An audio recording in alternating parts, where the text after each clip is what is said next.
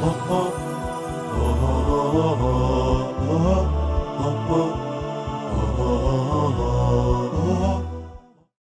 باللہ من الشیطان الرجیم، بسم اللہ الرحمن الرحیم۔ ناظرین السلام علیکم، میں اطہر کاظمی اس پروگرام مولائے غدیر میں آپ کا استقبال کرتا ہوں۔ آج اس عید اکبر کی مناسبت پر میں اپنی طرف سے تمام مومنین، تمام ناظرین کی خدمت میں مبارکباد پیش کرتا ہوں، اور خصوصاً اپنے امام وقت امام مہدی عجل اللہ تعالیٰ فرجہ الشریف کی خدمت میں بھی مبارکباد پیش کرتا ہوں۔ ناظرین، ولایت کا جب بھی تذکرہ ہوتا ہے تو مومنین کیوں خوش ہوتے ہیں؟ ولایت کیا ہر ایمان والے کے لیے ایک نعمت ہے؟ کیا ولایت ہر ایک انسان کے لیے ضروری ہے؟ کس طریقے سے ولایت کو دنیا تک پہنچایا جا سکے؟ آئی ناظرین، ہم اس مبارک موقع پر اس پروگرام کے ذریعے، جس کا کہ نام ہے مولائے غدیر، اس میں ہم گفتگو کریں گے کہ اس مبارک موقع پر معصومین کے اقوال زرعی کیا ہیں اور کس طریقے سے ہمیں آج کا دن منانا چاہیے۔ اس عید اکبر کو کیسے سیلیبریٹ کریں، کس طریقے سے ایک دوسرے کو مبارکباد دیں، اور کس طریقے سے ہم اعمال بجا لائیں۔ اس موضوع پر گفتگو کرنے کے لیے ہم نے آج ایک عظیم المرتبت شخصیت کو مدعو کیا ہے۔ ہماری مراد ہے حجت الاسلام والمسلمین عالی جناب مولانا سید ابو افتخار زیدی صاحب قبلہ، جو ہمارے ساتھ اسٹوڈیو میں موجود ہیں اور اس گفتگو میں اپنے تمام کلمات کے ساتھ اور میسج کے ساتھ آپ تمام ناظرین کی خدمت میں پیش ہونے کی سعادت حاصل کریں گے۔ آئی ناظرین، ہم اس گفتگو کا آغاز کرتے ہیں۔ آغا السلام علیکم، بہت بہت خیر مقدم ہے خدیجہ ٹی وی کے اس پروگرام میں، جس کا کہ نام ہے مولائے غدیر۔ تو آج اس غدیر کی مناسبت سے ہم نے پچھلے ایپیسوڈ میں دیکھا کہ بات کی کہ کس طریقے سے ایک منظرنامہ پیش کیا تھا مولانا موصوف نے، کہ آئے بلغ آئی، اور اس پر رسول اکرم نے کس طریقے سے مولائے متقیان کو اپنے ہاتھوں پہ بلند کر کے من کن تو مولا فہذا علی المولا کا نعرہ دیا۔ تو آج ہم جو گفتگو کریں گے خاص طور سے کہ یہ کتنی اہمیت کا حامل ہے یہ آج کا دن، اور کیسے اقوال زرعی ہیں معصومین کے ہمارے لیے۔ اعوذ باللہ من الشیطان اللعین الرجیم، بسم اللہ الرحمن الرحیم، نحمدہ ونصلی علی رسولہ الکریم وعلی آلہ الطیبین الطاہرین، اللہم اجعلنا من المتمسکین بولایت امیر المومنین والائمۃ المعصومین علیہم السلام۔ عزیزان گرامی، بہت خوشی کا موقع ہے کہ ہم مولائے غدیر پروگرام میں آپ کی خدمت میں حاضر ہوئے ہیں۔ یقیناً غدیر کے حوالے سے جو گفتگو ہوتی ہے تو ہمارے ائمہ علیہم السلام نے خاص طور سے عید غدیر کی بڑی اہمیت بیان کی ہے، اور آل محمد کی عید کہا جاتا ہے۔ جی، ظاہر ہے کہ اس کو عید آل محمد بھی کہا جاتا ہے۔ جی، امام جعفر صادق علیہ السلام سے ایک شخص نے آ کے پوچھا کہ مولا یہ بتائیے کہ عید الفطر، عید الاضحیٰ اور عید جمعہ کے علاوہ بھی کوئی عید ہے؟ تو امام نے خوش ہو کے اس سے جواب دیا، کہا کہ کیا تم ابھی تک 3 ہی عیدیں مناتے ہو؟ اور تم نے یہ تو عید اصغر ہیں، چاہے وہ عید الاضحیٰ ہو، چاہے وہ عید جمعہ ہو، چاہے وہ عید الفطر ہو، اور عید غدیر کو کہا ہے کہ یہ عید اکبر ہے۔ جزاک اللہ۔ یہ عید اکبر ہے اور اس کو بڑی اہمیت حامل ہے، اس کو ہمیں منانا چاہیے، اور ہمارے ائمہ علیہم السلام نے اس عید غدیر کو بڑی اہمیت دی ہے۔ اور مقصد زندگی بھی لوگوں سے جو بیان فرمایا ہمارے ائمہ نے، کہ انسان کا واقعاً زندگی کا مقصد، پیدا ہونے کا مقصد، خلقت کا مقصد ولایت امیر المومنین علی ابن ابی طالب علیہ السلام ہیں۔ بے شک، بے شک۔ آج کے دن کے جو اعمال ہیں وہ بہت اہمیت کے حامل ہیں۔ سب سے پہلے تو ہمیں پاک اور پاکیزہ ہونا ہے۔ غسل آج کا بہت ہی تاکید ہے، مستحب ہے کہ ہم شب عید غدیر بھی غسل کریں اور روز عید غدیر بھی غسل کریں۔ اور اس کے بعد پھر روزے کے لیے یہ ہے کہ آج کے دن کا روزہ بہت، عید غدیر کا جو روزہ ہے وہ بہت اہمیت کا حامل ہے، بے پناہ ثواب ہے۔ یہاں تک کہ جو نماز پڑھی جاتی ہے، نماز عید غدیر، اس کے لیے یہ کہا گیا ہے کہ 1,00,000 قبول حجوں اور 1,00,000 قبول عمروں کا ثواب رکھتی ہے وہ نماز. 2 رکعت نماز ہے جو زوال سے تھوڑا پہلے پڑھی جاتی ہے. یعنی بالکل اسی طرح سے جیسے ہم اور عیدین پہ مثلا عید الفطر اور عید الاضحیٰ پہ ہم نماز پڑھتے ہیں، بالکل اسی طریقے. حالانکہ بہت سے لوگ اس کا رواج نہیں ہے، دھیرے دھیرے اس کا رواج اس وقت پیدا ہو رہا ہے.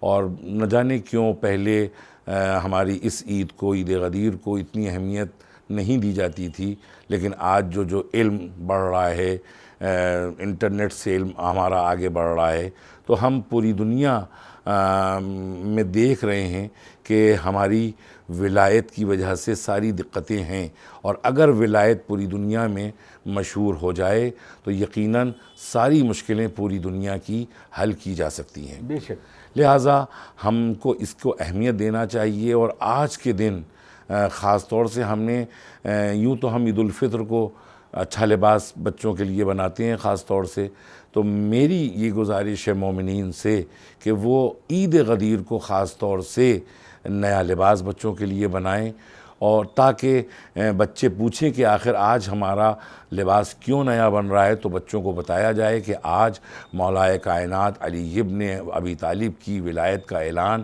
غدیر کے میدان میں ہوا تھا. سبحان اللہ. سرکار اب سوال میرا بالکل ذہن اس طرف آمادہ تھا کہ میں اس سوال کو ضرور دہراؤں.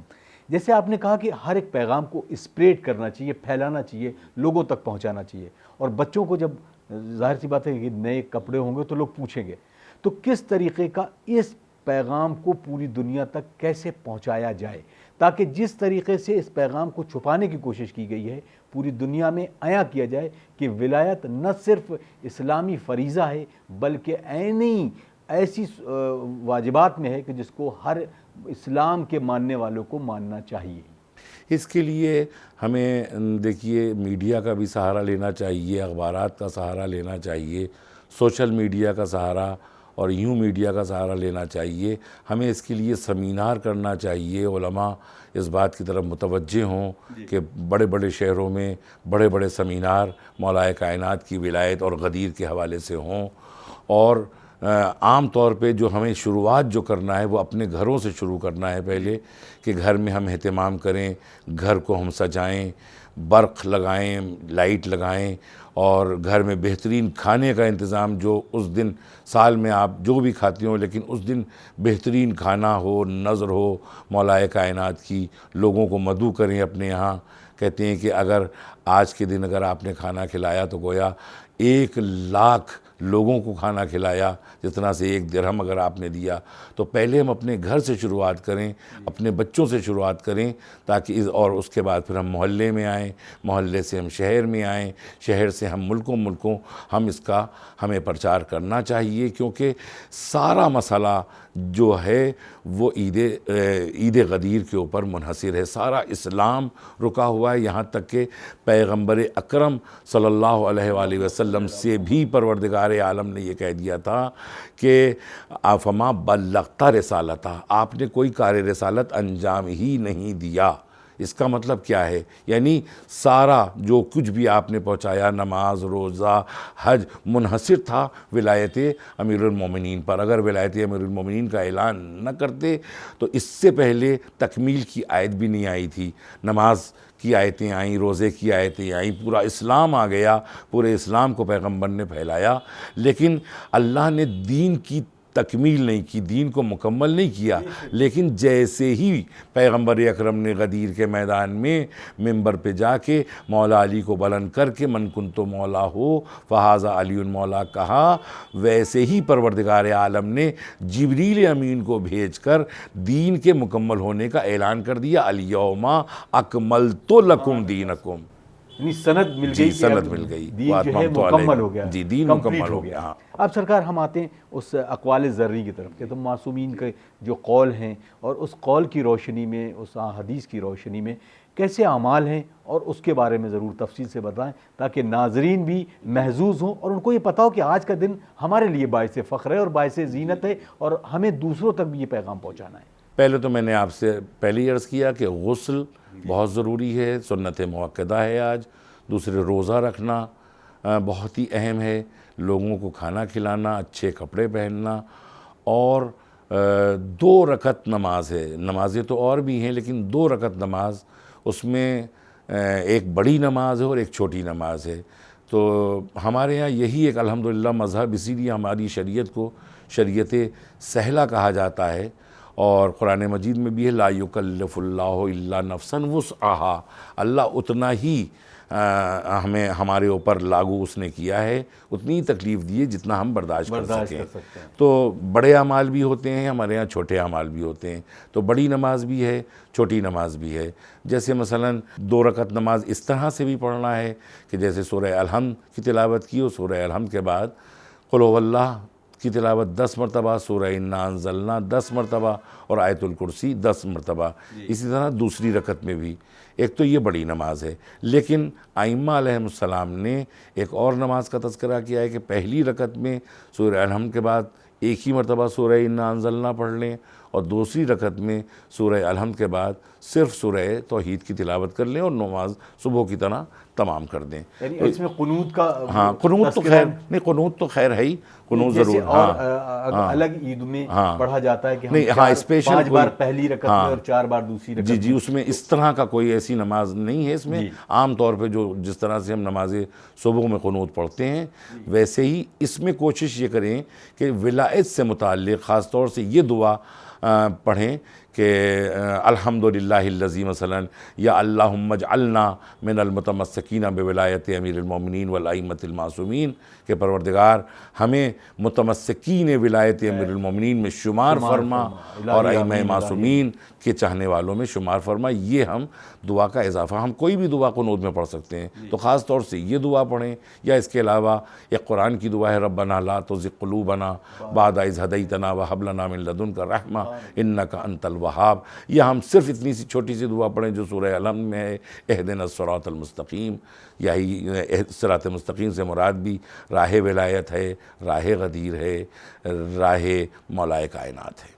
اب ہم بات کریں امام جعفر صادق علیہ السلام نے جس طریقے کے باب رقم کیے, وہ کیا فرماتے ہیں اس عید غدیر کو لے کر, اور کس طریقے کے پیغامات ہیں خاص طور سے عالم اسلام کے لیے کہ غدیر کو منانا اور اس کے ساتھ ساتھ یہ سارے اعمال ہیں. تو کوئی ایسا قول ہے جو آپ نقل کرنا چاہیں ہمارے ناظرین کے لیے؟ امام جعفر صادق علیہ السلام نے جو فرمایا ہے وہ اس سلسلے میں فرمایا ہے کہ یہ آج کا دن اتنی اہمیت کا حامل ہے پہلے سے ہی اللہ کو, چونکہ اس دن کو عظیم عید قرار دینا تھا, تو اس تاریخ کو ہمیشہ اللہ نے مبارک قرار دیا ہے.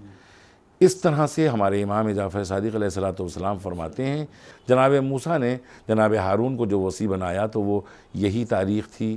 اسی طرح سے حضرت عیسیٰ علیہ السلام چھٹے امام ارشاد فرما رہے ہیں, چوتھے آسمان کی طرف جو اٹھائے گئے وہ تاریخ بھی یہی تھی.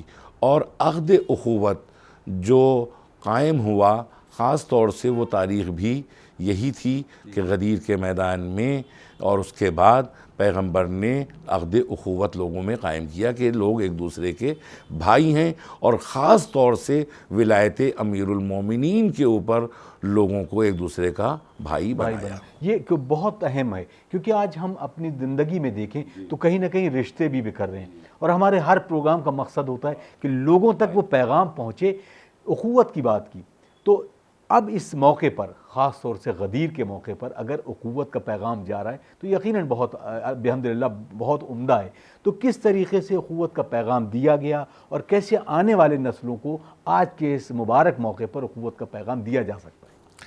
ہاں, تو اس کے لیے باقاعدہ ایک جو ہمیں اعمال کے طور پر اس دن جو نماز ہوتی ہے, اور نماز کے بعد ایک خاص عمل جو میں بتانا بھول گیا, نماز کے بعد جو ہے وہ فوراً ہی 100 مرتبہ سجدے میں شکراً للہ اور 100 مرتبہ الحمدللہ ہے. یہ کیوں ہے؟ ظاہر ہے کہ نعمتیں تو اللہ نے ہمیں بہت دیں, اس کے لیے تو ہمیں شکر کرنا ہی چاہیے, مگر نعمت ولایت سے بڑھ کے کوئی بھی نعمت نہیں ہو سکتی. لہٰذا ہمیں یہ حکم دیا گیا کہ تم نماز پڑھو, نماز کے بعد فوراً سجدے میں جھک جاؤ اور شکر کے طور پر کہ اللہ نے ہمیں مذہب ولایت امیر المومنین پر پیدا کیا، اور آج ہم اعمال عید غدیر کر رہے ہیں، شکران للہ 100 مرتبہ، اور اسی طرح سے الحمدللہ بھی۔ اب اس کے بعد تمام اعمال انجام دینے کے بعد آج کے دن، عید غدیر کے دن، زیارت امیر المومنین بھی ہے، اور ہمارے ائمہ نے خود چھٹے امام نے بھی ارشاد فرمایا کہ کوشش کرے کہ اپنے کو نجف اشرف پہنچائے۔ عید غدیر کوشش کرے کہ وہ اپنے کو نجف اشرف پہنچائے، اور مولائے کائنات علی ابن ابی طالب علیہ السلام کی زری کے پاس جا کے بیعت کرے، تجدید بیعت کرے، بلکہ وہاں پہ بیعت کرے کہ مولا ہم آپ ہی کے چاہنے والے ہیں، اور ہمیں تمام خطاؤں سے بچائیے گا، اپنی ولایت ہمارے دلوں سے نہ نکالیے گا۔ اس طرح کا ہم جا کے، اور ہمارے ائمہ کئی ائمہ نے، امام صادق علیہ السلام بھی، اور بھی ہمارے نوے امام محمد تقی علیہ السلام نے بھی پیغام پہنچایا ہے کہ شیعوں کو چاہیے، مومنین کو چاہیے کہ وہ عید غدیر کرنے کے لیے اپنے کو نجف اشرف پہنچائیں، اور کوشش کریں کہ وہ دن نجف اشرف میں ذریعہ اقدس کے پاس گزرے۔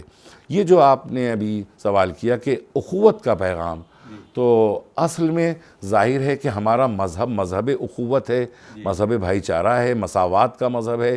ہمارے پیغمبر نے کسی قسم کی ایسا کوئی پیغام نہیں دیا ہے، بلکہ ان لوگوں کو کہ جو بالکل مزدور طبقہ تھا ان کو اپنے برابر میں بیٹھا کے کھانا کھلایا ہے، اور ان کو اپنی بزم میں عزت عطا کی ہے، یہاں تک کہ جناب بلال کو اسلام کا پہلا مؤذن قرار دیا گیا، بڑی عظمت ہے۔ تو اور آج بھی آپ دیکھیے کہ یہی وہ جذبہ ہے جو پیغمبر نے ہم لوگوں کے دل میں پیدا کیا، کہ آج آیت اللہ زکزکی کہ جو اسی نسل سے ہو سکتے ہیں، حبشے کے رہنے والے نائجیریا میں، ان کو جو اذیت پہنچائی گئی، تو ہم سب نے مل کے احتجاج کیا۔ ظاہر ہے کہ یہ جذبہ رسول خدا صلی اللہ علیہ وسلم کی محبت سے ہم لوگوں میں پیدا ہوا، مولائے کائنات کی محبت سے پیدا ہوا ولایت، کیونکہ ایک میرا اہل بیت کا چاہنے والا، ولایت کا چاہنے والا، اس کو اتنی اذیت پہنچائی جا رہی ہے، تو ہم لوگوں نے یہ پیغام بھجوایا کہ ہم ہندوستان میں آپ کو بلاتے ہیں، آپ کا خیر مقدم کرتے ہیں، تاکہ آپ یہاں تشریف لائیے۔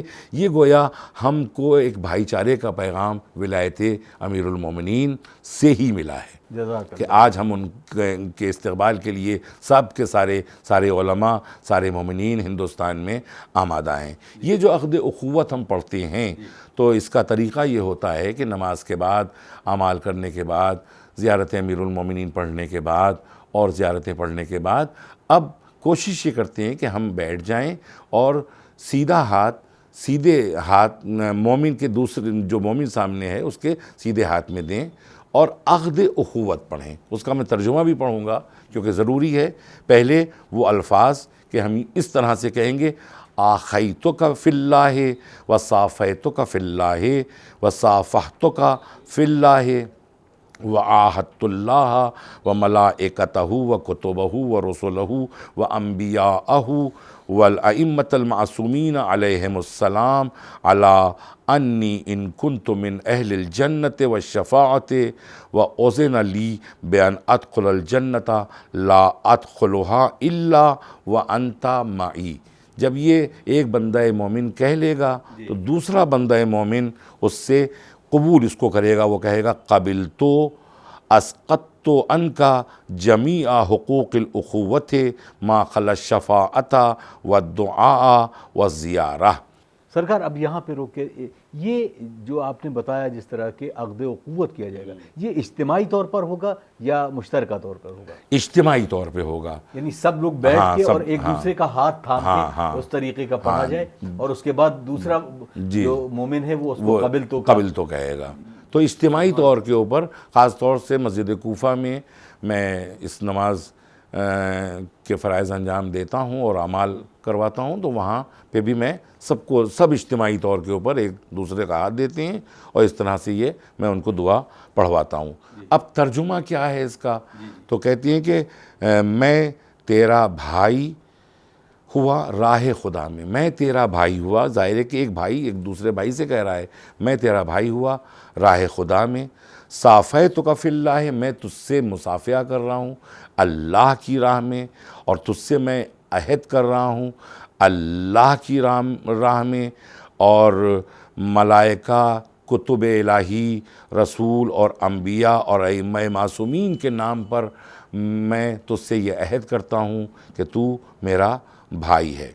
اور اگر میں جنت میں جانے والا ہو جاؤں گا, اگر میں حقدار جنت بن گیا تو میں کیا کروں گا, شفاعت والوں میں شمار, یعنی اگر میں جنت والوں میں ہو گیا تو ظاہر ہے کہ میں شفاعت کروا سکتا ہوں یا وہ میری شفاعت کروا سکتا ہے, تو ہمیں تمام حقوق میں معاف کر دوں گا. صرف اور صرف دو حق, ایک شفاعت کا حق اور ایک دعا کا حق یہ باقی رہے گا کہ وہ ہماری شفاعت کروا سکے. سارے حق معاف ہو جائیں گے لیکن شفاعت کا حق باقی رہے گا کہ بندہ مومن بارگاہ الہی میں ہماری شفاعت کروا سکے. یہ بھی بہت بڑی بات ہے کہ مولا کے چاہنے والے امیر المومنین کی ولایت کی قبول کرنے والے کو شفاعت کا حق دیا جائے گا. یہ دلیل ہے یہاں پر کہ شفاعت کا حق ہوگا. تو شفاعت کا حق صرف ختم نہیں ہوگا, اور دعا کا, جو ایک بندہ مومن دوسرے مومن کے لیے دعا کرتا ہے تو وہ بھی حق ادا, وہ بھی حق ختم نہیں ہوگا. یہ دو حق باقی رہیں گے سارے حقوق ختم کرتے ہوئے. تو یہ ایک عقد اخوت ہے, اس سے ایک بھائی چارہ پیدا ہوتا ہے, ایک احساس پیدا ہوتا ہے کہ آج ہم مولا کے چاہنے والے ایک دوسرے سے حسد نہیں کرتے, ایک دوسرے کے اوپر بہتان نہیں باندھتے, ایک دوسرے سے محبت کا اظہار کرتے ہیں, ایک ہاتھ دوسرے کے ہاتھ میں دے کے دنیا کو اعلان کرتے ہیں کہ ہم ولایت امیر المومنین کے ماننے والے ہیں, لہٰذا ہم کبھی آپس میں دشمنی نہیں کریں گے. سبحان اللہ, جزاک اللہ جزاک اللہ. سرکار, اب یہ آج اس مبارک موقع پر پیغام اخوت کی بات ہوئی, کس طریقے سے آپ نے کہا کہ ہم مولا کائنات کے جو وہ افراد نجف اشرف نہیں جا سکتے, اور ظاہر سی بات ہے ہر ایک مومن کی تمنا ہوتی ہے کہ ہم اس ذریع اقدس کے قریب پہنچیں اور اپنے اس آقا اور مولا کے ذریع کی زیارت کر لیں. تو کیا اس شخص کے لیے, جیسے ہم لوگ یہاں ہندوستان میں بیٹھے ہوئے ہیں, تو ہمارے لیے وہ کس طریقے سے ہوگا کہ ہم وہ بیعت کریں, جا کر اپنے ان جو روضے بنے ہوئے ہیں یہاں پر, وہاں پر جا کر اس طریقے کا عمل کر سکتے ہیں؟ ہاں بالکل کر سکتے ہیں. جیسے یہاں شاہ نجف ہے مولا کائنات علی ابن ابی طالب علیہ السلام سے, یا شبیہ نجف رستم نگر میں, یا پرانا نجف, یہ 3 روضے تو مجھے پتہ ہیں کہ مولا کائنات حضرت علی علیہ السلام ہی کی ذریعہ وہاں پہ موجود ہے. لہٰذا ہم وہاں جا کے کوشش کریں, اور یہ بلکہ رواج, بہت اچھی بات کہی ہے اطہر کاظمی صاحب نے کہ یہ رواج پیدا ہونا چاہیے, اور مومنین ایسی بارگاہوں میں جمع ہوں اور ذریع کے پاس جا کے یہ عقد اخوت اگر پڑھیں تو یقیناً کامیابی بھی ملے گی, اور پروردگار عالم اس میں برکت بھی پیدا کرے گا. واہ واہ واہ. تو اب برکت کی بات کی آپ نے, تو آج کی اس مناسبت پہ, کیونکہ ہم اگر بات کریں عیدین کی تو عید الفطر ہے, عید الاضحیٰ ہے, عید مباہلہ ہے, عید النوروز ہے, عید زہرہ ہے, یہ الحمدللہ ہمارے یہاں اتنی عید ہیں.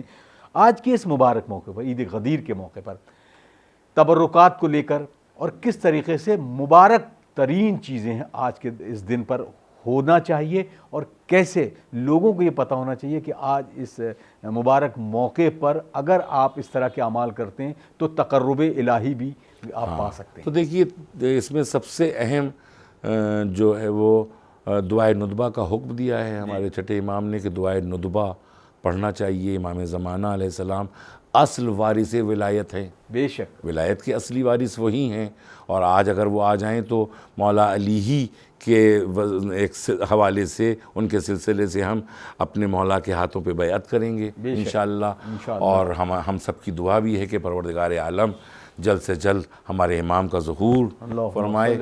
تو ہمیں دعائے ندبہ پڑھنا چاہیے, چیخ چیخ کے, چلا کے, گڑ گڑا کے, رو کے اپنے امام زمانہ کو ہم یاد کریں, اور کہیں کہ آج ہم قسمہ پرسی کے عالم میں ہیں, آج ولایت امیر المومنین مظلوم ہے, اور اس مظلومی کو دور کیجیے۔